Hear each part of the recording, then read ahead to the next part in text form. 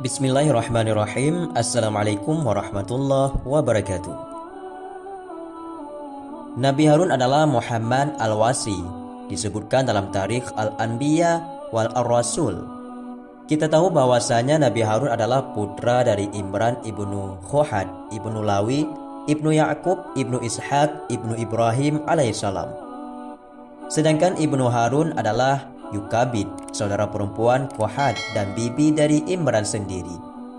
Dari Imran, Yukabid melahirkan 3 orang putra, yakni 1 perempuan yang bernama Maryam dan 2 laki-laki yang bernama Harun dan juga Musa.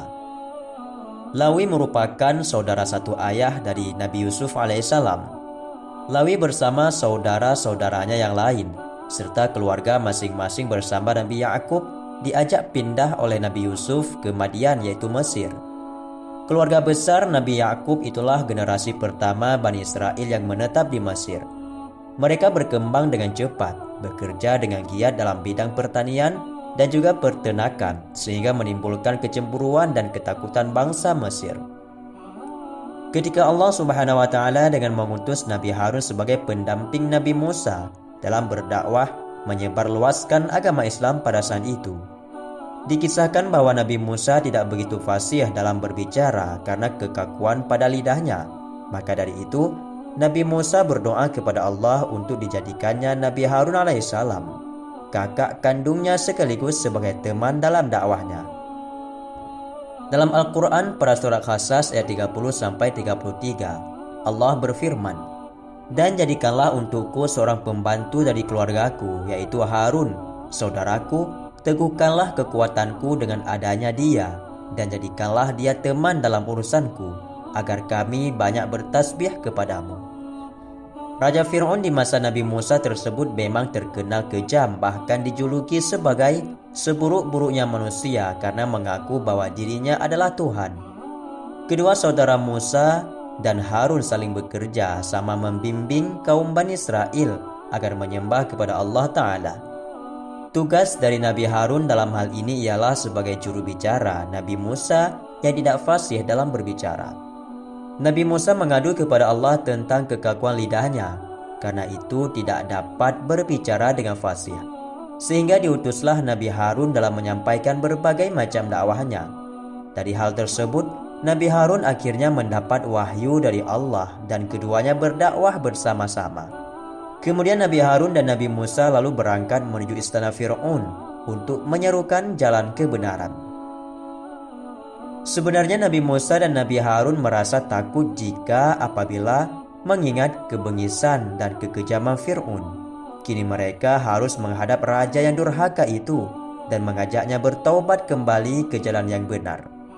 Apakah Fir'aun dan pengikutnya mau menerima ajakan mereka berdua? Apakah justru mereka tidak sengsara ditangkap, dijebloskan ke dalam penjara, dan disiksa oleh para algojo Fir'aun yang sadis tak kenal ampun? Namun rasa takut itu segera dihapus dengan firman Allah yang mengabarkan jaminan keselamatan bagi keduanya, bahwa mereka berdua akan dijaga dan dipelihara Allah yang maha mendengar dan juga maha melihat. Sebagaimana tercantum dalam surat Taha ayat 42-47. "Pergilah engkau beserta saudaramu dengan membawa tanda-tanda kekuasaanku, dan janganlah kamu berdua lalai mengingatku. Pergilah kamu berdua kepada Fir'aun, karena dia benar-benar telah melampaui batas. Maka berbicaralah kamu berdua kepadanya Fir'aun dengan kata-kata yang lemah lembut. Mudah-mudahan dia sadar ataupun takut." Keduanya berkata, "Ya Tuhan kami, sungguh kami khawatir dia akan segera menyiksa kami atau akan bertambah melampaui batas."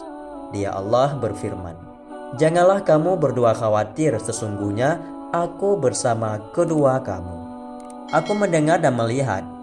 Maka pergilah kamu berdua kepada Fir'aun dan katakanlah, sungguh kami berdua adalah utusan Tuhanmu. Maka lepaskanlah Bani Israel bersama kami, dan janganlah engkau menyiksa mereka. Sungguh kami datang kepadamu dengan membawa bukti atas kerasulan kami dari Tuhanmu, dan keselamatan itu dilimpahkan kepada orang yang mengikut petunjuk." Bersama-sama kemudian mereka menghadap Fir'aun. Bertemu dengan raja yang mengaku Tuhan bukanlah hal yang mudah. Mereka harus melalui liku-liku birokrasi dan protokoler yang rumit. Namun akhirnya mereka dapat bertemu dengan Fir'aun didampingi beberapa penasehat dan para pejabat pemerintahan lainnya. "Siapakah kamu berdua ini?" tanya Fir'aun. Musa menjawab, "Kami Musa dan Harun merupakan pesuruh Allah. Kami diutus kepadamu agar kau membebaskan Bani Israel dari perbudakan dan penindasanmu dan menyerahkannya kepada kami agar mereka menyembah kepada Allah dengan leluasa dan menghindari siksamu." Fir'aun tertawa sinis dan mengejek Musa dengan mengatakan bahwa Musa tidak tahu diri. Dulu ia diasuh dan dibesarkan di istana Mesir, kini malah berbaik menentang Fir'aun. Musa dianggap orang yang tak tahu balas budi. Nabi Musa menjawab bahwa semua itu dikarenakan ulah sang raja sendiri. Seandainya Fir'aun tidak memerintahkan membunuh bayi laki-laki, tidak mungkin ia dihanyutkan di sungai Nil. Dan akhirnya Nabi Musa merasa tidak berhutang budi sama sekali kepada Fir'aun sendiri, yang menyebabkan semua itu terjadi. Berkata Nabi Musa, "Adapun mengenai pembunuhan yang dulu kau lakukan merupakan akibat godaan setan. Namun peristiwa itu akhirnya menjadi rahmat terselubung bagiku. Sebab dalam pengembaraanku setelah aku melarikan diri dari negerimu, aku dikaruniai hikmah dan ilmu oleh Allah dan aku diutus sebagai rasul.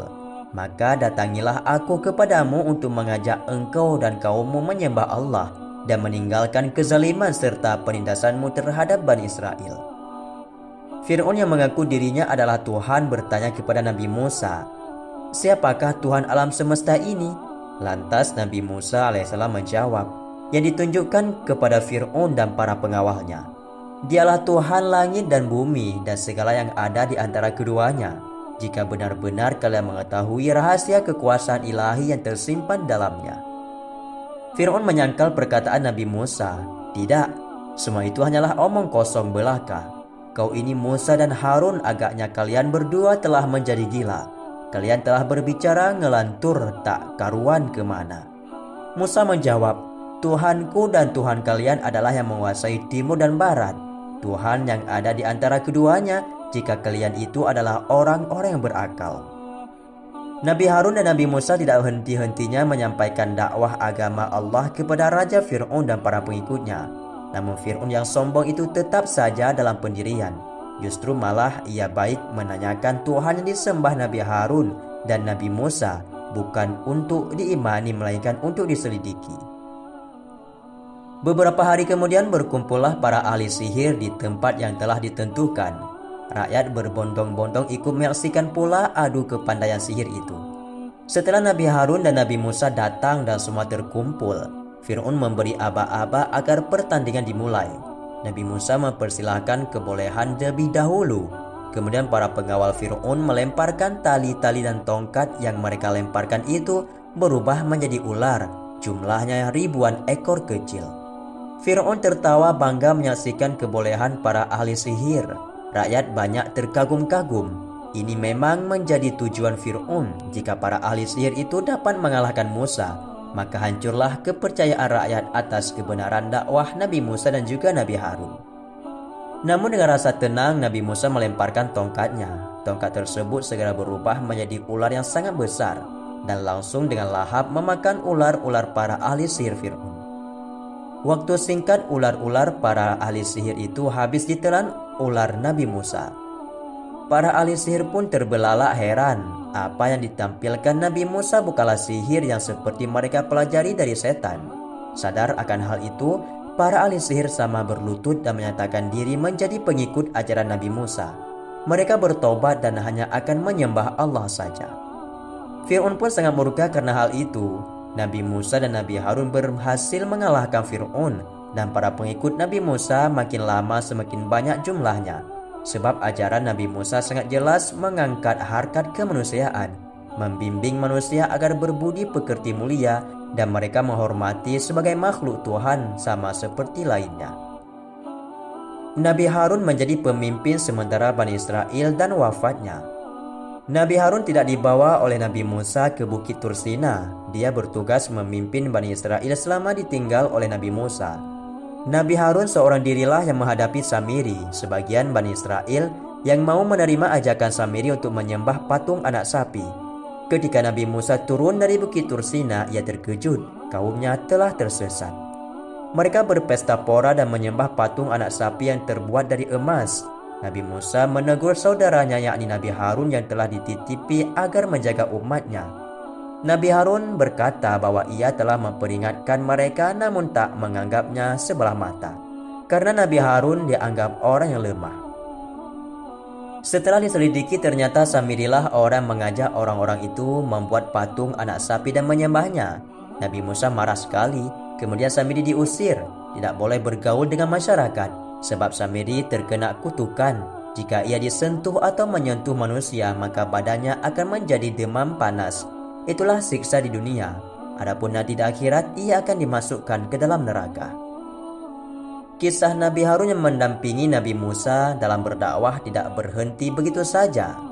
Meski terjadi pemberontakan, keduanya telah menyeru kepada agama Allah. Nabi Harun dan Nabi Musa yang saat itu akan masuk ke kawasan Kanaan mendapatkan penolakan.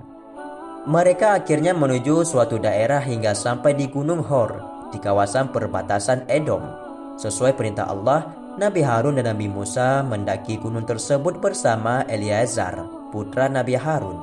Di puncak Gunung Hor itulah Nabi Harun wafat. Kabar meninggalnya Nabi Harun terdengar oleh seluruh bangsa Israel. Mereka menangis dan merasa kehilangan panutan saat Nabi Harun wafat.